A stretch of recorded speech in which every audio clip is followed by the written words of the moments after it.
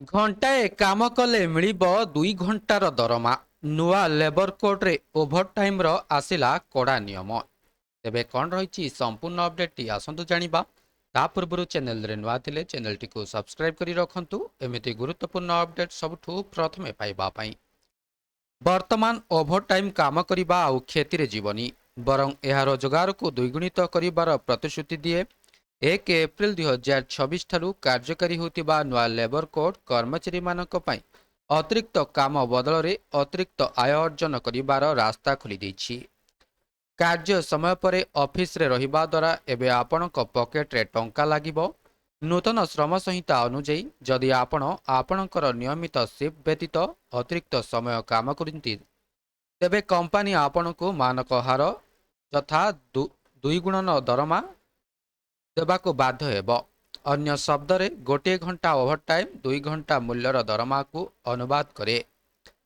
କମ୍ପାନୀଗୁଡ଼ିକ ଆଉ ମନଇଚ୍ଛା କାର୍ଯ୍ୟ କରିପାରିବେ ନାହିଁ। ନୂତନ ନିୟମ ଅନୁଯାୟୀ ଯଦି ଆପଣ ମାତ୍ର 15 ମିନିଟରୁ 30 ମିନିଟ୍ ଅତିରିକ୍ତ ସମୟ କାମ କରନ୍ତି, ତେବେ ଏହାକୁ ପୂର୍ଣ୍ଣ 30 ମିନିଟ୍ ଓଭରଟାଇମ୍ ଭାବରେ ଗଣନା କରାଯିବ। ସମୟ ଗଣନା ଏବେ ପୂର୍ଣ୍ଣ ଅପେକ୍ଷା କର୍ମଚାରୀଙ୍କ ପାଇଁ ଅଧିକ ସଠିକ୍ ଏବଂ ଯଥେଷ୍ଟ ଅଧିକ ଅନୁକୂଳ ହେବ। ନୂତନ ସଂହିତା କାର୍ଯ୍ୟ ସମୟ ସମ୍ପର୍କରେ ନମନୀୟତା ପ୍ରଚଳନ କରେ। କମ୍ପାନୀଗୁଡ଼ିକ ଏବେ ଦିନକୁ 12 ଘଣ୍ଟା ପର୍ଯ୍ୟନ୍ତ ସିଫ୍ଟ ସୂଚୀବଦ୍ଧ କରିପାରିବେ।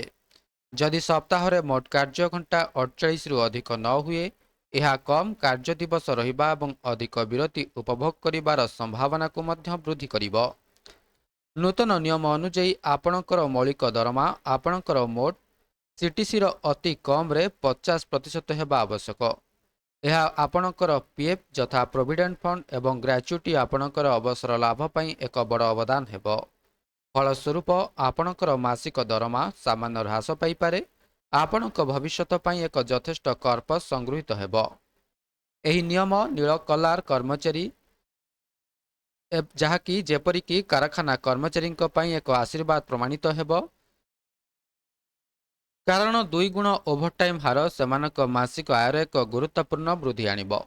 ବିପରୀତ ଭାବରେ ଧଳା କଲାର ବୃତ୍ତିଗତମାନଙ୍କ ପାଇଁ ଯଥା ଆଇଟି ଏବଂ କର୍ପୋରେଟ୍ ଭଳି କ୍ଷେତ୍ରଗୁଡ଼ିକରେ ଓଭରଟାଇମ୍ର ତୁରନ୍ତ ଲାଭ ସୀମିତ ହୋଇପାରେ। ତଥାପି ସେମାନଙ୍କର ଦୀର୍ଘକାଳୀନ ଆର୍ଥିକ ସୁରକ୍ଷା, ବିଶେଷ କରି ଗ୍ରାଚ୍ୟୁଟି ଯଥେଷ୍ଟ ବୃଦ୍ଧି ପାଇବ। ଦୟାକରି ଧ୍ୟାନ ଦିଅନ୍ତୁ ଯେ ଶ୍ରମ ଏକ ବିଷୟ ଯାହା କେନ୍ଦ୍ର ଏବଂ ରାଜ୍ୟ ସରକାରଙ୍କ ଉଭୟ କ୍ଷେତ୍ରାଧିକାର ଅଧୀନରେ ପଡ଼ିଥାଏ। କେନ୍ଦ୍ର ସରକାରଙ୍କ ଦ୍ୱାରା ପ୍ରସ୍ତୁତ ଏହି ନିୟମଗୁଡ଼ିକ ଆପଣଙ୍କ ରାଜ୍ୟ ସରକାର ଆନୁଷ୍ଠାନିକ ଭାବରେ ସୂଚିତ କରିବା ଏବଂ ଗ୍ରହଣ କରିବା ପରେ ହିଁ ଆପଣଙ୍କ ନିର୍ଦ୍ଦିଷ୍ଟ ରାଜ୍ୟରେ ପ୍ରଯୁଜ୍ୟ ବୋଲି ବିବେଚନା କରାଯିବ। ବର୍ତ୍ତମାନ ଅନେକ ରାଜ୍ୟ ଏହି କାର୍ଯ୍ୟାନ୍ୱୟନ ପରେ କାର୍ଯ୍ୟ କରୁଛନ୍ତି।